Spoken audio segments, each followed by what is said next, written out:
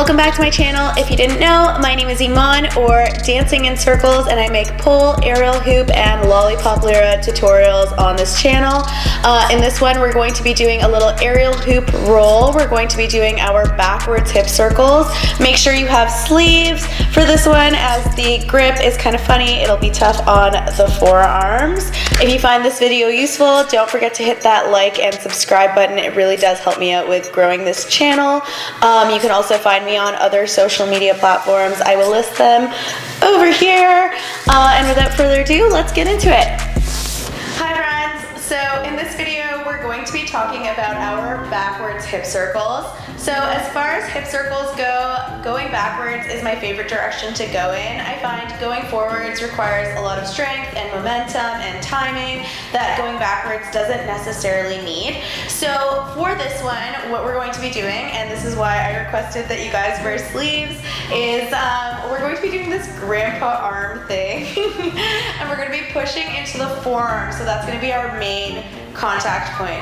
And then from there, I'm going to pike as hard as I can, so we're going to tuck into a ball, and I'm going to create a little hip pocket that I can no longer fall out of. So from here, grandpa arms, we're going to tuck our knees into our chest from our hip balance, and then from here, I'm going to grab the backs of my thighs. So try doing this from the ground before you get up in the air, because this is super important. I need you to grab the backs of your thighs to make sure that you're connected. There's like a solid contact. You've created this solid hip pocket that when you roll backwards, there's nowhere for you to like fall out. You can't fall or drop or go anywhere because you're connected and you're closed. You've closed the chain. From there, we've got this little hip pocket, and then we're going to tip and rock back. From there, we'll flip over, land back in our hip balance. So this should feel very intuitive if you've set it up correctly. So if you've set up inside of the hoop and everything is correct, everything is solid,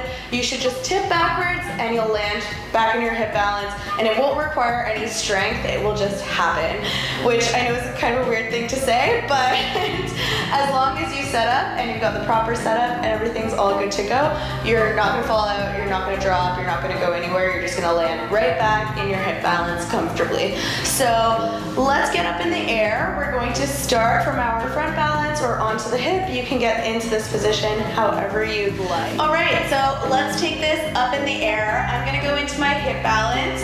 For this, I'll do a little rotation just to make sure that I'm profiled correctly as I'm talking. So from here, we'll come through our front balance. Now, from here, what I'm going to do is I'm going to drop my toes super low. I'm almost going to drop out of my hip position so that my toes are in line with my head, kind of like I would be if I was standing. From here, I'm going to go one forearm at a time. Press that forearm into the bottom bar beside my hips.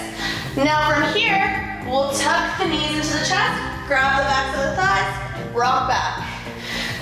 See how that happened super fast, super intuitively? Because I didn't let go, there was nowhere for me to fall out or drop. I will demo that one more time. So from here we'll go forearm, forearm, drop the toes, tuck the knees into the chest, tip back.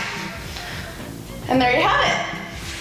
Hey friends, so I just wanted to give you a couple of extra pointers while working on this trick. So when we've gone through our first step and we've dropped off of our hip eyes and the bottom bar is kind of a little bit more on the stomach, and then we've set up our forearm grip or our grandpa arms.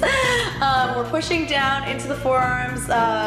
Both arms are pushing down into the bottom bar, and then from here I'm working on bringing my knees into my chest. Some people find this really difficult, and the reason for this is because you actually have to start to tip your chest back to bring your knees up into your stomach, and then to be able to grab the backs of your thighs.